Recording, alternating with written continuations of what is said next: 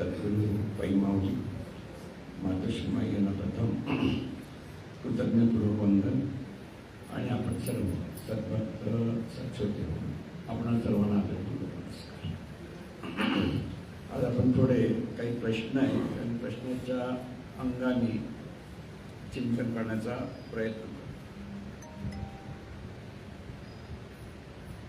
पहिला प्रश्न आहे की संपत्ती जशी वारसा हक्काने मिळू शकते तशी पुण्याही वारसा हक्काने मिळते की नाही मिळते. पाप आणि पुण्य या अंगाने हे चिंतन आहे की आई वडिलांची पुण्य मुलांना मिळते वारसा हक्काने, म्हणजे संपत्ती मिळते असं पुण्याही पण मिळत असली पाहिजे हा एक भाग आहे. किंवा पाहायला लागलं तर मिळते असं बऱ्याच वेळेला सांगितलं जातं सुद्धा. पण सूक्ष्मपणे जेव्हा आपण हा विचार करतो की पाप आणि पुण्य ह्याचा प्रभाव पडतो पण ते वारसा हक्काने मिळत नाही. तेव्हा कसं उदाहरणं पाहिजे आपल्या लक्षात आहे की ह्या जीवनाचे आपलं उदाहरण. श्रीकृष्णांची मुलं, श्रीकृष्ण पुण्यावान होता की पापी होता? मग त्याच्या मुलांना हे सगळं पुण्य मिळालं की नाही मिळालं? नाही मिळालं. श्रीकृष्णांची मुलं श्रीकृष्णाच केली जाते. एक तरी मुलगा कोण त्यांचा माहिती आहे? श्रीकृष्णाची मुलं किती होती? 100 मुलं होती. तर 100 मुलांपैकी श्रीकृष्ण जेव्हा निजाधामाला गेले तर सगळ्या यादव कुळाचा नाश झाल्यानंतर गेले. द्वारका बुडण्याचं कारण काय? श्रीकृष्णाचा मुलगा जांबुवती म्हणून त्याची जी पत्नी होती तिचा जो मुलगा होता तो डिट्टो श्रीकृष्ण सुंदर दिसायचा, अगदी सुंदर होता, पण तो व्यसनी होता. दुसरी गोष्ट अशी होती त्याला म्हणजे उगीच कोणातरी विनोद करणं की हसणं त्याच्यावर जास्त इंटरेस्ट. कामधंदे नव्हते म्हणतात ना, काही करायचं नसलं की आपण म्हणतो रस्त्यावरची मुलं काय मस्ती करतात ते करतात, तसाच प्रकार होता. व्यसन म्हणजे दारू पिऊन त्याने एका ऋषीला फसवण्याचा प्रयत्न केला. काय फसवण्याचा प्रयत्न केला? स्वतः मुलीचा बाई झाला आणि बाई असं ज्या पोटामध्ये त्याने उकळासारखं काही हे वाटलं की पोट असं मोठं दिसावं म्हणून. आणि मग त्याचे मित्र सगळे त्या ऋषींकडे ह्या बाईला मुलगा होते म्हणून. आता ते ऋषी ज्ञानी होते असं हे नव्हतं आणि त्यामुळे त्याला हा मुलगा आपली मस्ती करतोय म्हणून त्याला राग आला आणि रागाच्या वरती ज्या पोटात आहे तुझं द्वारका बुडण्यासाठी कारणीभूत ठरलं. आणि हे कळल्यावर ते लोक सगळे घाबरतात आणि सगळे परत ज्या वेळेला येतात त्यावेळेला ते तिथे यादव कोल्हे मोठे माणसं त्यांना सांगते असं असं झालं. गोष्ट सांगतो म्हणजे लक्षात येतं मला.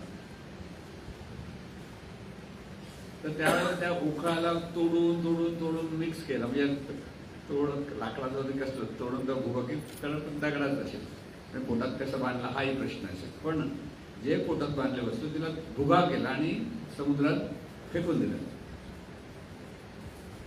त्यांची तुकडे आतमध्ये जे गेलेले होते भुगा करून त्यांचीच मुळं वर आली आणि द्वारका नगरी बुडवण्यासाठी कारणीभूत ठरली. आता वारसा हक्काने श्रीकृष्णाचं पुण्य कोणाला मिळालं? कोणाला नाही मिळालं. पण तो जोपर्यंत श्रीकृष्ण तिथे होते तिथपर्यंत सगळी द्वारका व्यवस्थित होती. पुण्याचा प्रभाव पडतो. म्हटलं काय असतं, आपण 40चा बल्ब जर घेतला तर त्याचा प्रकाश किती पडेल त्या प्रकाशात आपण पाहतो. किंवा एखाद्या आपण छोटासा पणती घेतली काळोखात तर पणतीचा प्रकाश किती असेल?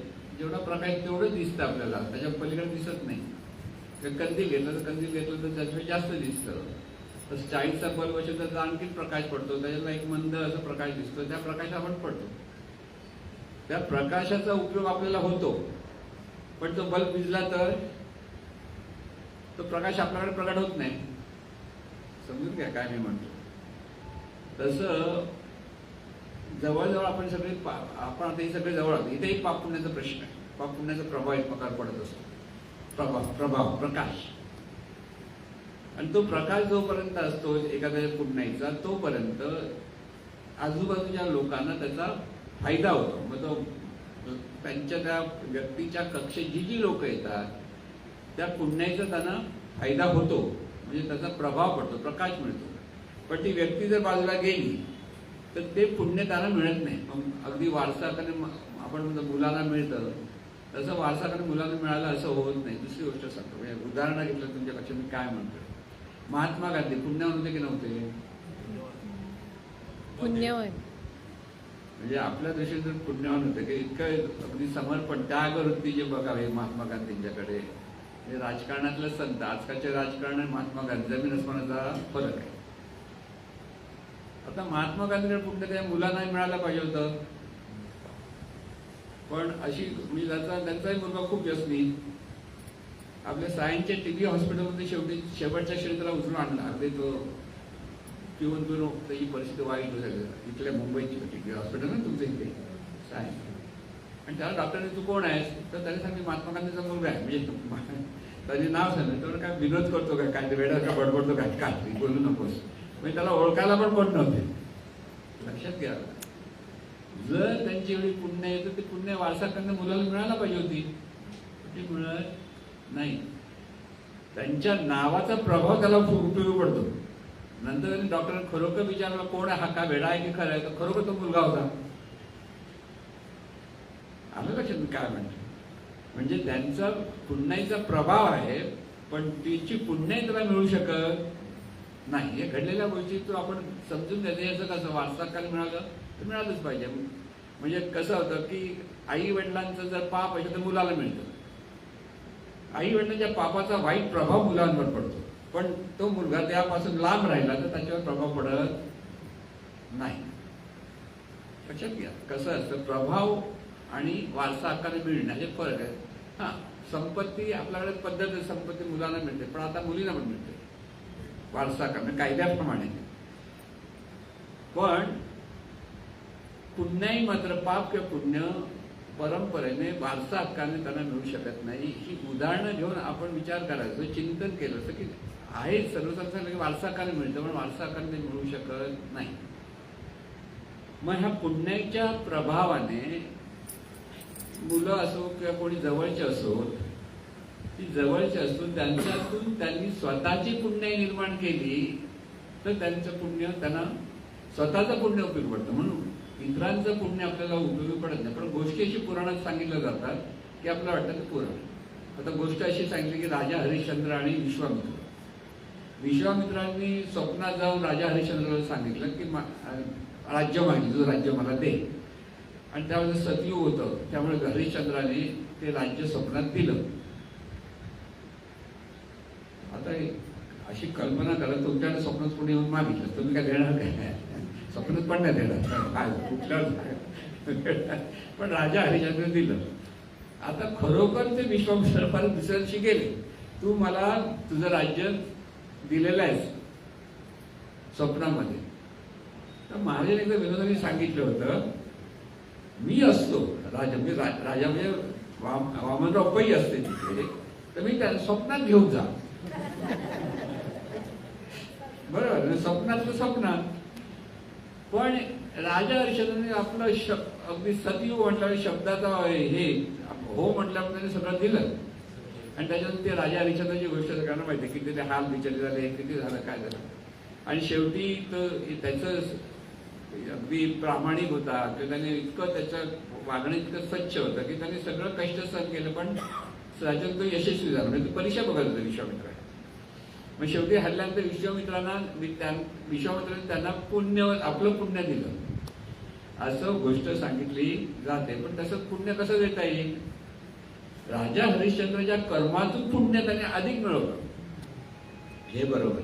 त्यांचं सत्कर्म इतकं होतं की त्याचं पुण्य अधिक वाढलं. आणि शेवटी विश्वामित्रांच्या परीक्षा किती कडक होती, त्याच्यातून ते राजा हरिश्चंद्र पास झाला, ही खरी त्याचा अर्थ असतो. म्हणून ह्या सगळ्या गोष्टी. आणखी एक छोटीशी गोष्ट म्हणजे नेहमीच्या गोष्टी सांगितल्या की एका ठिकाणी खूप पाऊस पडत होता आणि एक गरीब बाई होती, अगदी बिचारी गरिबी होती, ती पण तिथे होती. आणि चांगले 4-5 अशा पुरुष होते, चांगल्या म्हणजे स्वतः श्रीमंत वगैरे सगळं. पाऊस भरपूर, विजा कडकडत होत्या.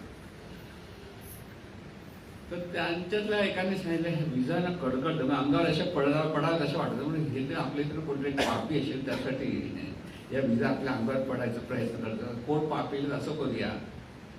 समोर एक झाड होतं, त्या झाडापर्यंत त्याने प्रत्येकाने जायचं आणि परत यायचं.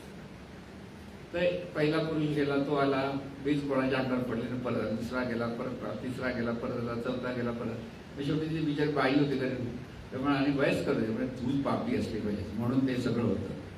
चल जा आता तू झाडापर्यंत मरशील ते कळलं आम्हाला, आम्ही सोडू. बिचारी सगळ्यांच्या म्हणून ती पण झाडापर्यंत गेली, वीज मोठी पडली, पण कुठे पडली? हे जे चौघ होते त्यांच्याकडे पडली. म्हणजे पापी कोण होते? ही पुण्य होते, हिचा पुण्याच्या प्रभावाने ते वाचत होते. लक्षात घ्या काय म्हणतात. पण ते एकदा बाजूला गेल्याबरोबर तो प्रभाव कमी झाला आणि ह्यांचं पाप होतं ते त्या पापाने तिच्यावर वीज पडली. म्हणजे गोष्टीचा बोध इतका आहे की आपलं पुण्य आपल्या सत्कर्मातून आपण निर्माण केलं पाहिजे. कोणतरी आपल्याला देईल हा खरा दैववाद असतो की यांच्यामुळे माझं पुण्य मिळालं. पुण्याचा प्रभाव नक्की पडतो.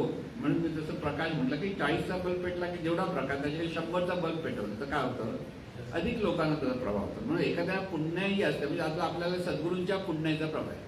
आपण ग्रंथदिंडीकडे सद्गुरूंचं नाव घेऊन जात होतो ना की सगळं नाव घेऊन तुम्ही ग्रंथदिंडी केलं कोण घेतलं सगळं तुम्हाला घरामध्ये, तो पुण्याचा प्रभाव. तो प्रभाव आहे. पण सद्गुरूची पुण्याही तुम्ही घेऊ शकत नाही. तुमचं कर्म चुकलं की तुमच्याकडे शिक्षा आली आणि सत्कर्मासाठी तुम्हाला पुण्य मिळणार. म्हणून ह्याच्यातून बोध काय घ्यायचा आहे, ह्या वादात जास्त पडायचं नाही आपल्याला. बोध काय घ्यायचं आहे, ज्याचं त्याने पुण्य कमवलं पाहिजे. म्हणजे आपली मुलं असं कोण असतात ते सांगत तुझं सत्कर्म तू केलंस तर तुला पुण्य मिळणार आहे. जोपर्यंत बापाकडे पुण्य आहे त्याचा प्रभाव पडतो. पण माझ्या मागे तुला त्या ती पुण्य तुला मिळेल ह्याची असा विचार करू नको. आपोआप जी संपत्ती मिळेल तसं पुण्य मिळू शकत नाही. हा त्याचा अर्थ असतो. संपत्ती मिळते मुलांना वारसा हक्काने, ती सुद्धा त्यांच्या पुण्याने मिळते. परत पुढचा एखादा वडील आहे त्यांचे 4 मुलं आहेत तर एखाद दुसऱ्याला मिळतच नाही, एक दुसरेच घेऊन जातात. असं पण होतं ना संपत्तीचा वारसा. कारण मुली आता मुली आणि मुलं सारखेच आता म्हणतो, पण मुलींना मिळतच नव्हते.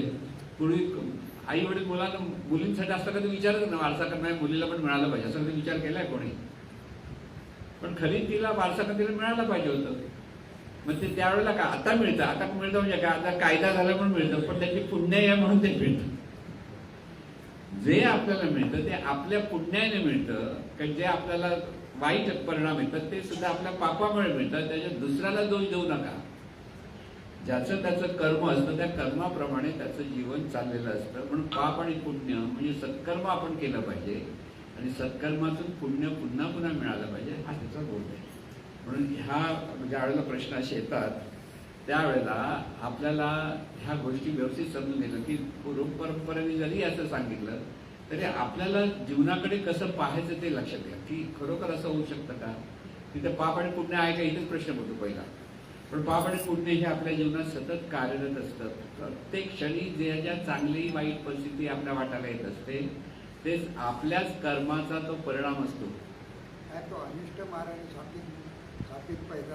अनिष्ट मार्गाचे शापित असतो तर मुलांनी काय करायचं असा प्रश्न आहे बघा. तर महाराजांनी काय सांगतो पैसा चांगल्या मार्गाने द्या कोणाला, त्या पैशाचा चांगला उपयोग करा. त्याला काही म्हणजे काय होतं ह्याचं कर्म चांगलं पण ह्याला वाईट हे होत नाही, ह्याच्याकडे पुण्य मिळतं तयार होतं. ज्या मुलाने जर त्या पैसा आणखीन वाईट गोष्टीकडे वापरला तर काय होईल, त्याचं पाप वाढणार आणखी त्याच्या वाट्याला दुःख नाही. म्हणून प्रत्येक व्यक्तीने आपलं कर्म कसं केलं पाहिजे हे ते लक्ष पाहिजे. याच्यातून बोध काय घ्यायचं आहे की सत्कर्म म्हणजे सतत आपल्याला आता देवाचं नाव घ्या याचा अर्थ काय, पुण्य मिळवण्यासाठी दिव्यत्वाचं स्मरण करा. हे सगळं जीवन ईश्वरी शक्तीमुळे चालतं आहे. ह्या बोधात जेव्हा आपण ईश्वर स्मरण करतो त्या पुण्य मिळतं. ह्या ईश्वरी स्मरणात सर्वांचं भलं व्हावं हा ज्या विचार करतो तेव्हा पुण्य मिळतं. म्हणून प्रार्थना करून पुण्य मिळतं. प्रार्थना करून पुण्य कसं मिळतं हा ज्या विचारतो, जेव्हा आपण स्थूल अंगाने सर्वांचं भलवते म्हणतो तो त्या लेवलला तुम्हाला पुण्य मिळतं. पण अगदी त्या प्रार्थनेतल्या प्रत्येक शब्दाचा बोध घेऊन त्या प्रत्येकाचं भलं कसं झालं पाहिजे त्याचं जितकं चिंतन होतं तितकं अधिक पुण्य आपल्याला मिळतं. जेव्हा देवभावातून प्रार्थना म्हणतो तर तिथे दिव्य पुण्य मिळतं. म्हणजे एकाच प्रार्थना आपण कशी म्हणतो, म्हणजे आपलं कर्म कसं असतं त्याप्रमाणे आपल्याला पुण्य मिळत असतं. म्हणून पुण्य मिळवण्यासाठी सत्कर्म हाच एकमेव उपाय आहे.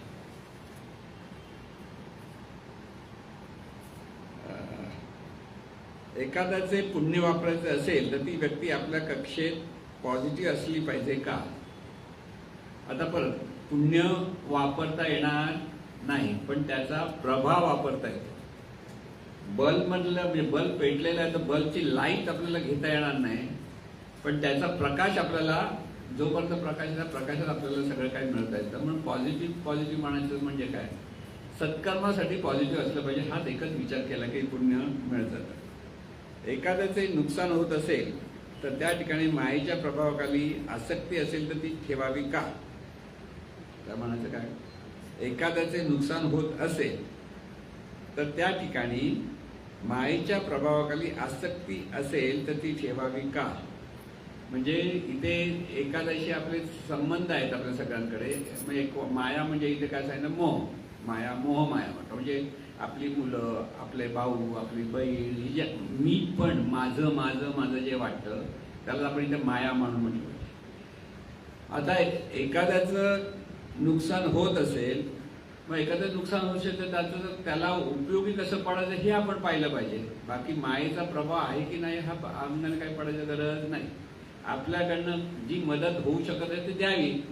अगदी देता येत नसेल त्याचं भलं व्हावं म्हणावं, दोन्ही गोष्टी. त्याचं वाईट व्हावं की त्याच्यामध्ये जाऊ दे त्याला काय पडायचं पडू असं नाही. इथे आसक्ती आणि निरासक्ती हा वेगळा प्रकार झाला. माझं माझं म्हटलं तर आसक्ती, माझं कोणच नाही म्हटलं तर निरासक्ती.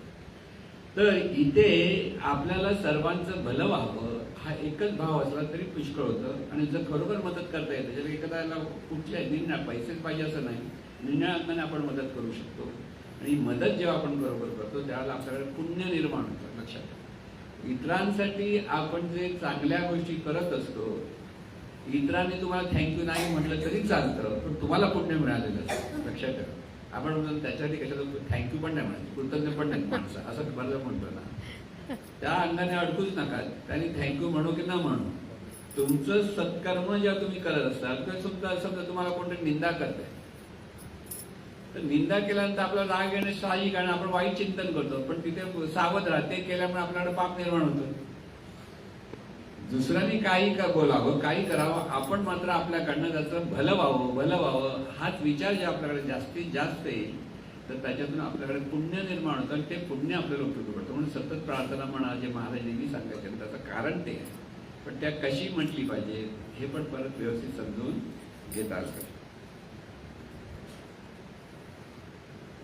म्हणून पुण्य म्हणजे सत्कर्माचे ठसे. सत्कर्माचे ठसे अगदी बरोबर आहे. सतत ज्ञान घेणं, सतत सावध असणं हे सुद्धा सत्कर्म आहे का? हो. ज्ञानातून आपण जेव्हा जाणीवपूर्वक सत्कर्म करायला लागतो त्यामुळे तिथे पुण्य हे मिळतच. आई वडील आपल्या मुलांनी लहानपणापासून चांगले चांगले पालन पोषण करतात. आई वडील आपल्या मुलांचे लहानपणापासून चांगले चांगले पालन पोषण करतात, शिकवतात, कष्ट घेतात. पण काही मुले आई वडिलांना सोडून परदेशात स्थायिक होतात. मग आई वडिलांचे सत्कर्माचे फळ वाईट का आले? अशा वेळी त्या आई वडिलांचे कर्म करण्यामध्ये काही चुकले असेल का? त्या ठिकाणी त्यांची नातवंड त्यांच्यावर दूर राहतात असे होते का? प्रश्न असेल. प्रश्न असल्यामुळे आपल्याला त्या उत्तर देणं साहजिक आहे. आई वडिलांनी मुलांसाठी करणं हा त्यांचा पहिला एक कर्तव्य धर्म आहे. पहिलं लक्षात, मुलं जन्माला घातली मग त्यांना त्यांचं पालन पोषण, त्यांचं शिक्षण सगळं करण्याची जबाबदारी आई वडिलांवर आहे. हे पहिलं. आणि आई वडील ज्या मुलांसाठी जे करतात त्यातून त्यांना पुण्य मिळतं. म्हणून म्हटलं एक व्यक्ती दुसऱ्या व्यक्तीसाठी जे चांगल्या काही गोष्टी करतात तिथे पुण्य मिळतंच. मग आता आई वडीलच पाठवतात अमेरिकेला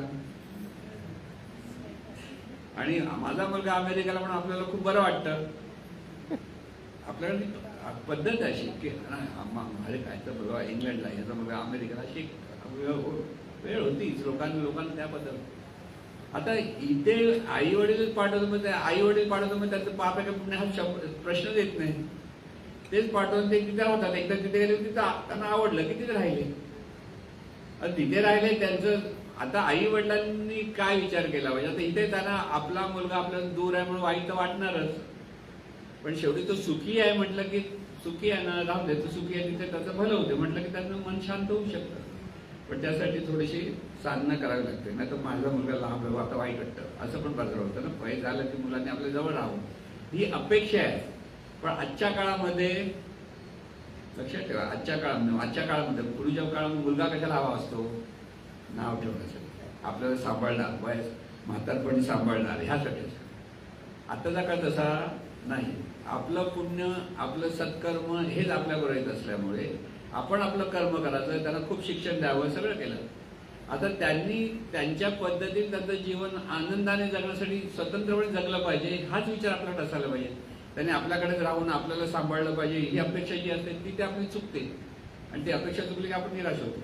आजच्या काळामध्ये बघा, मुलं झाली त्यांचा संसार सुरू झाला की त्यांच्याच गुंतात, मग आई वडिलांना दूर असेल तर कधी कधी दुर्लक्ष होतं ना, असं होतं. पण हे कारण का?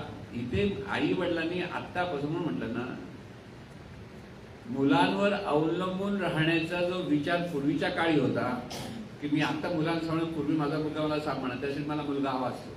लक्षात घ्या लोकांची भावना कशी आहे. मुलगा झाला की लोक खुश होतात, मुलगी झाली की दुःख होतात ना. पण इथे ही अपेक्षा चुकीची. आजचा काळच वेगळा आहे. त्या आजच्या काळामध्ये मुलांचं करणारं आपण आपल्या पायावर उभं राहिलं पाहिजे हे नेहमी लक्षात आहे. आणि त्याच्यात आपले चांगले संबंध मात्र मुलांशी ठेवता आले पाहिजे.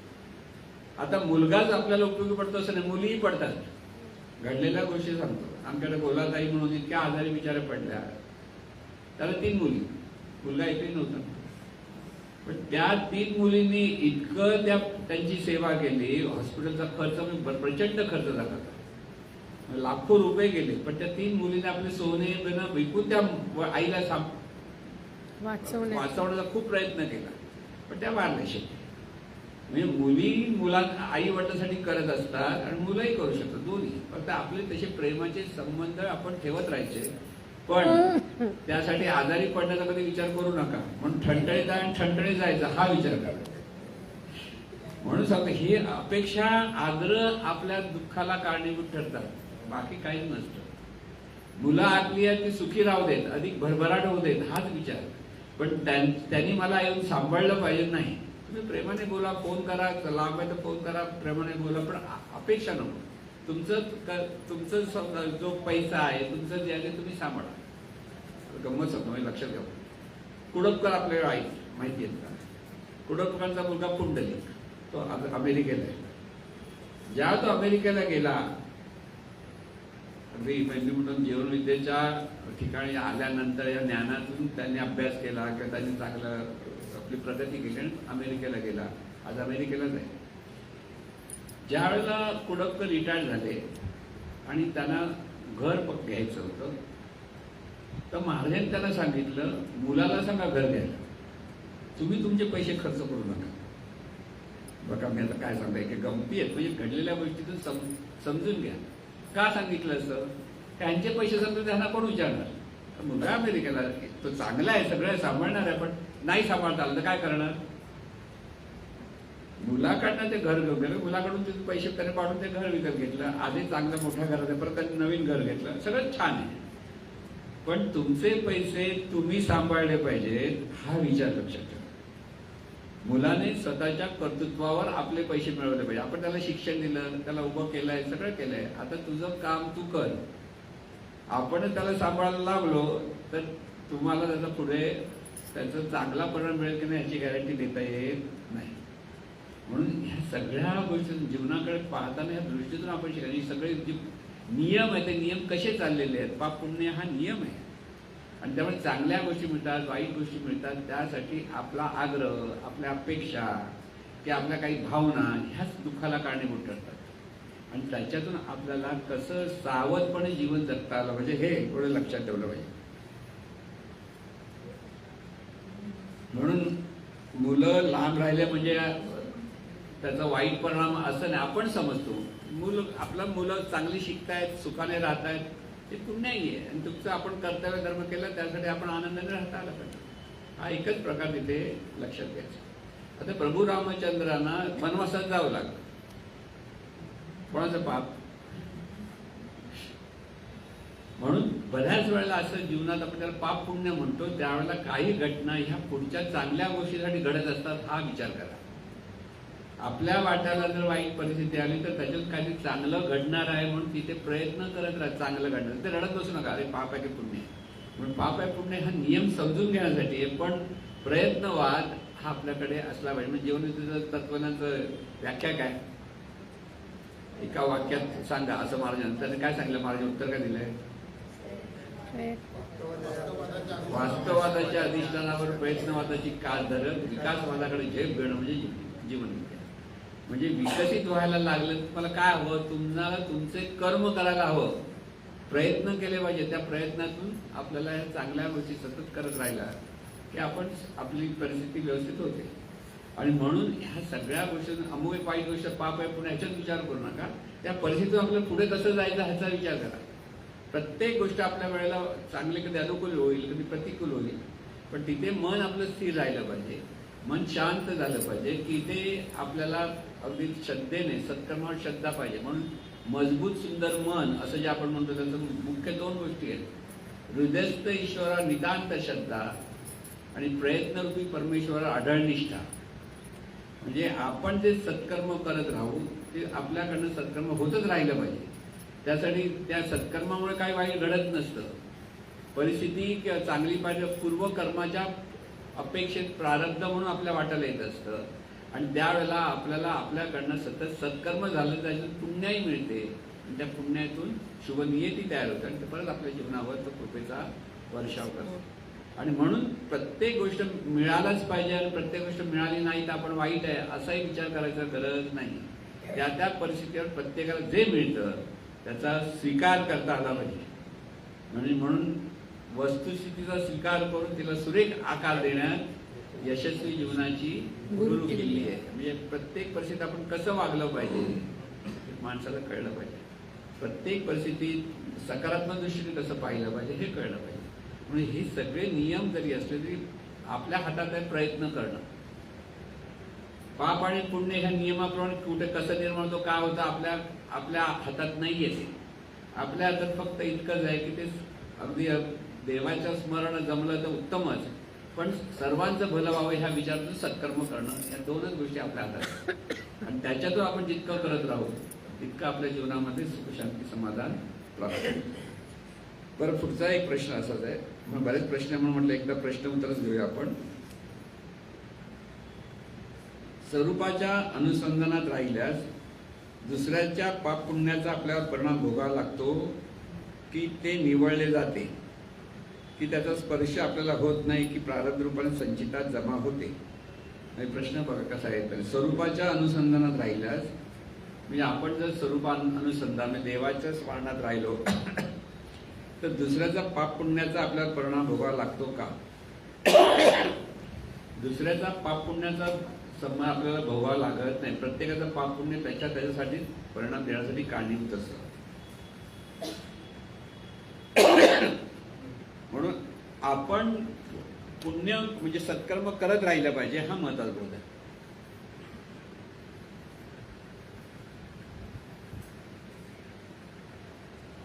आपलं पाप आणि आपलं पुण्य असा एक भाग लक्षात घ्या. वाल्याकडे पुण्य होतं की पाप होतं?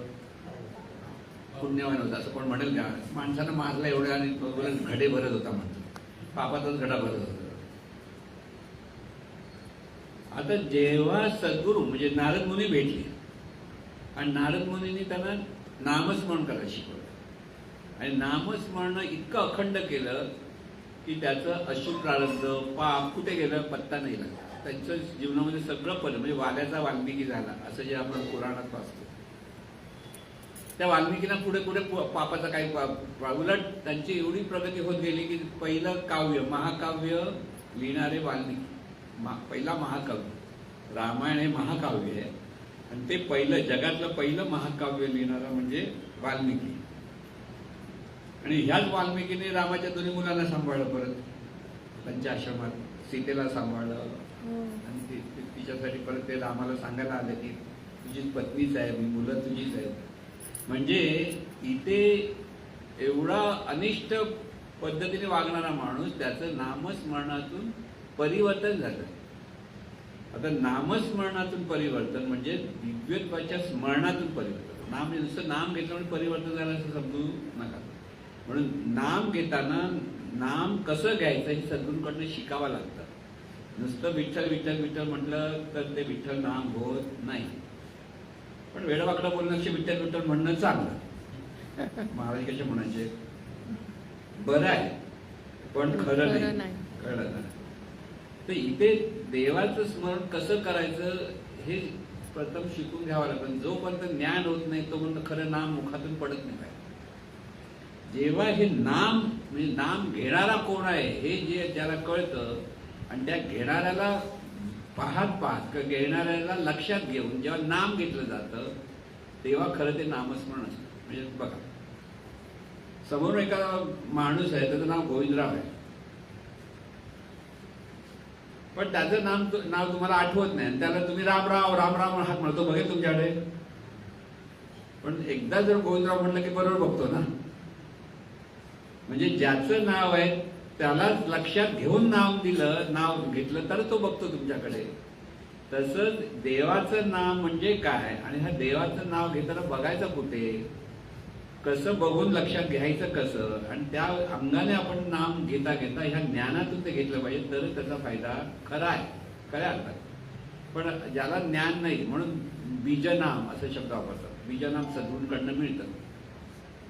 बीजनाम म्हणजे ज्ञानाच्या अधिष्ठानावर नाम घेणं. तिथे त्या नामामध्ये शक्ती म्हणजे तो जो भाव येतो आपल्याकडे नाम घेताना त्याचे सगळे परिणाम नाम घेणाऱ्याला होतात, त्या साधकाला. जसं वाल्याला हे नाम घेतल्यामुळे तो वाल्मिकी ऋषी झाला, किंवा अगदी तो पूर्वीचा काळ, त्याच्यानंतरच्या काळात गौतम बुद्ध आणि अंगुलीमल पण म्हणजे दुसरा वाल्याच होता. तो गळ्यात माळगा, मग गळ्यात त्याच्या सगळ्यांच्या करंगळ्या ओवून हार बनवला होता म्हणून त्याला अंगुलीमल म्हणायचे. आणि तो जेव्हा गौतम बुद्ध त्यांच्या समोर गेले त्या जंगलात होताना, तो आता पुण्याचा प्रभाव कसा असतो बघा. गौतम बुद्धांकडे शस्त्र बिस्त्र काहीच नव्हतं आणि ह्याच्याकडे शस्त्र होतं, तेवढं तू घाबरत कसा नाहीस मला. पण गौतम बुद्ध पहिलाच एक माणूस त्यांना भेटायला दिसला की तो घाबरतच नव्हते. गौतम बुद्ध अगदी शांतपणे बघत बसले होते.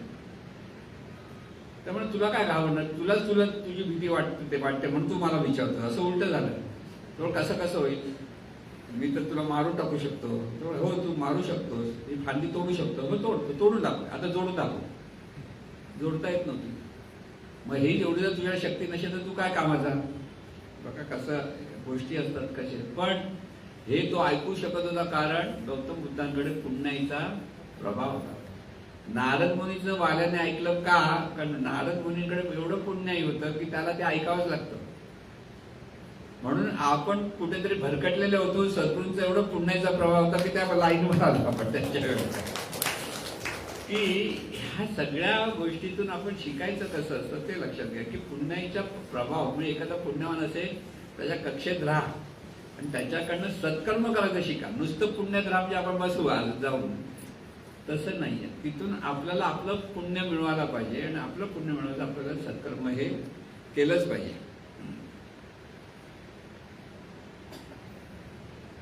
तर सद्गुरू सांगतात असं म्हटलं, आपण केलेल्या कर्माचे परिणाम आपल्या मुलांना भोगावे लागतात. मग असे का, आपण केलेल्या कर्माचं फळ मुलांना भोगावं लागत नाही, त्याचा प्रभाव त्यांच्यावर येतो. पण त्या प्रभावातून तो जर बाहेर पडला तर तो स्वतःची प्रगती करू शकतो.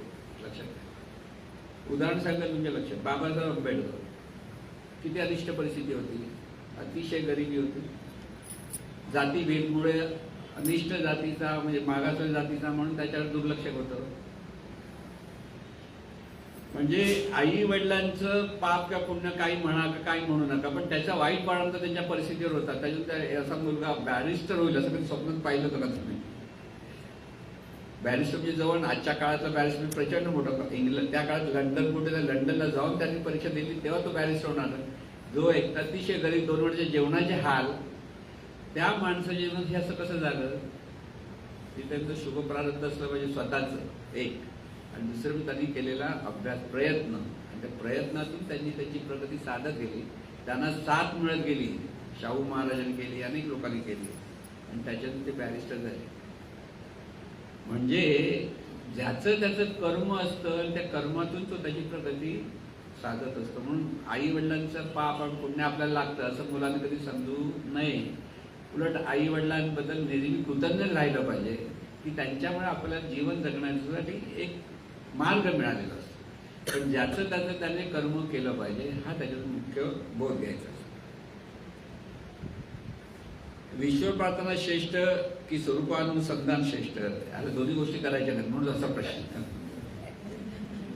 एक तर तू विश्व प्रार्थना म्हण, जिथपर्यंत अनुसंधान माहित नाही तर विश्व प्रार्थना म्हण.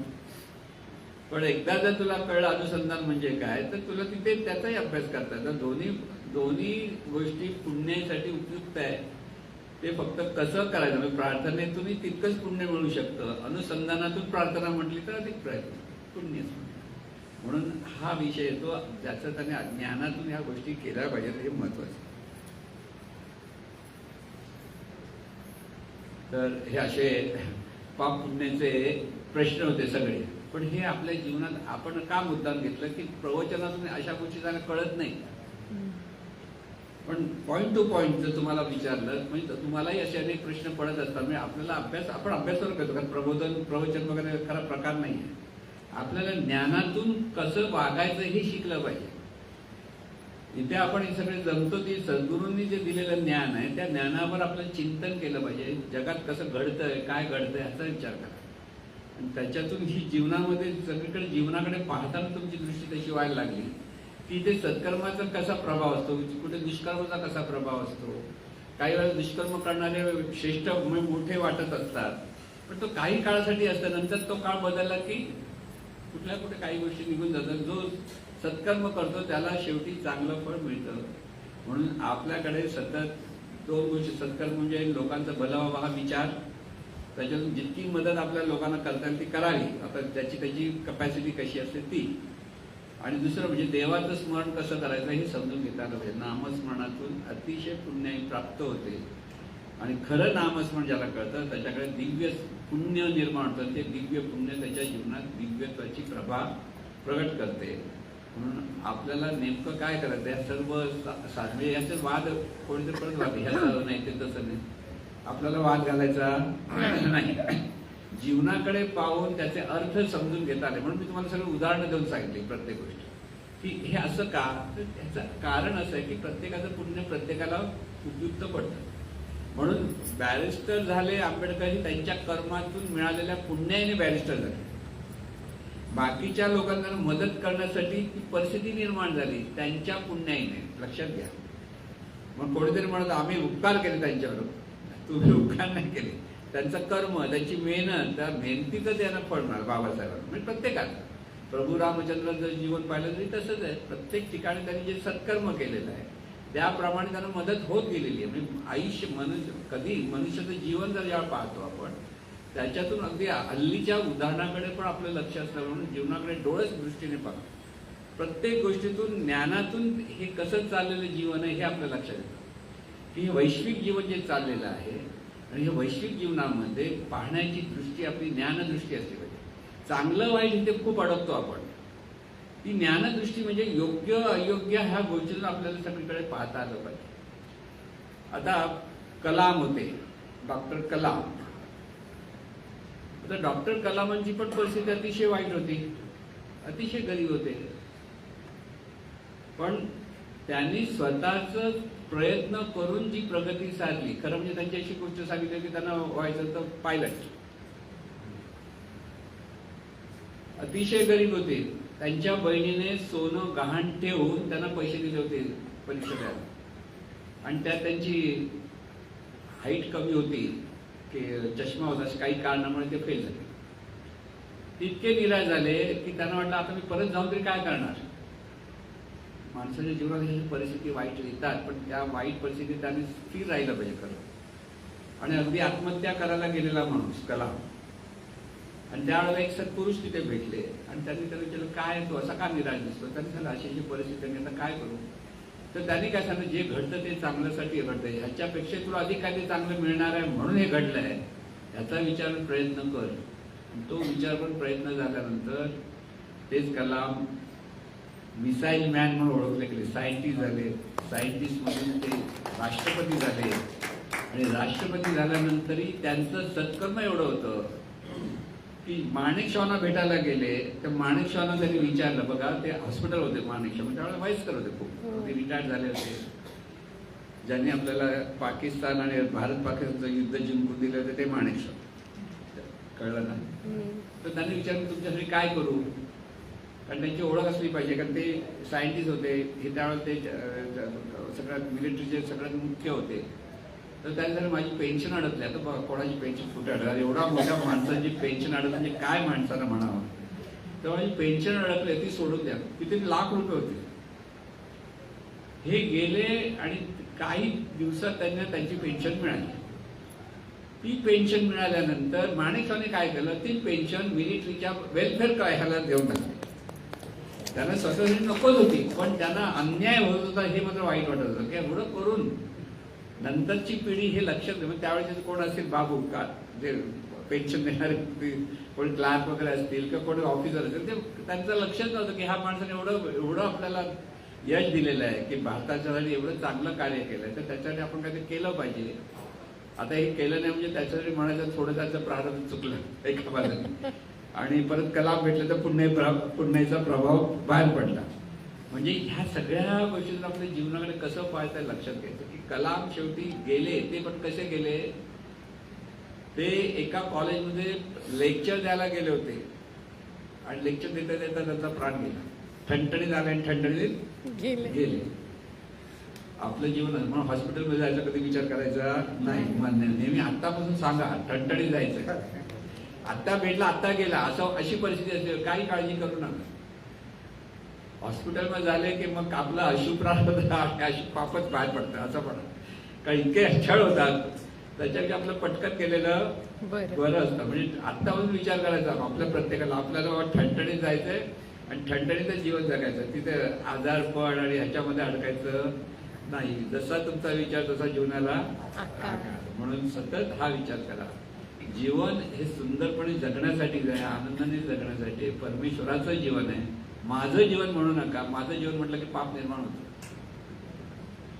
हे सगळं परमेश्वराचं कार्य आणि परमेश्वरामुळे सगळं चाललेलं. परमेश्वर म्हणजे अनंत चैतन्य स्वरूप, परत परमेश्वर म्हणजे पण कळला पाहिजे अनंत चैतन्य स्वरूप आहे. ते आत्ताही आपल्या अवतीभोवती आहे सगळीकडे. तिथे त्याचे नियम कार्यरत होतात. तुम्ही जेव्हा कृतज्ञ होता तेव्हा त्या नियमाने तुमच्याकडे पुण्याही मिळत जाते. मग कृतज्ञ राहणं, चांगल्या गोष्टीचं कौतुक करणं, कोणी चांगलं कार्य करत असेल त्याला आणखीन उत्साह प्रोत्साहित करा.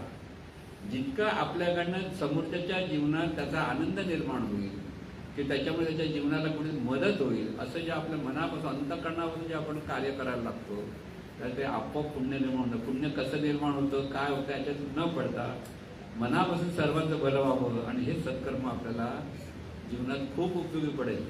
तुम्हाला कुठे कुठे कोण कशी मदत करेल हेही कळणार नाही, आणि तीच परमेश्वराची कृपा असते. आणि ही परमेश्वरी कृपा सर्वांवर हो अशी सद्गुरूंनी प्रार्थना. हे ईश्वरा सर्वांना चांगली बुद्धी दे, आरोग्य दे, सर्वांना सुखात आनंदात ऐश्वर्यात दे, सर्वांचं भलं कर, कल्याण कर, रक्षण कर आणि तुझे गोड नाम मुखात अखंड राहू दे. सद्गुरुनाथ महाराज